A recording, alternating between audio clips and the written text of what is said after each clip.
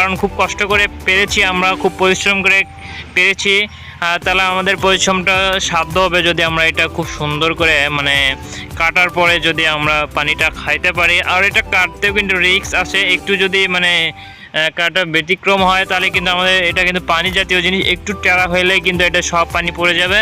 এর জন্য আমাদের খুব রিস্ক করে অ্যান্ড খুব সুন্দর করে এটা কাটতে হবে। এর জন্য আমি কিন্তু খুব সুন্দর করে কাটতেছি। বাট আমার কাছে একটু কনফিউজ লাগলো যে এটা এত ছোট কেন, এর ভিতরে কি পানি আছে আমি তো বুঝতে পারতেছি না।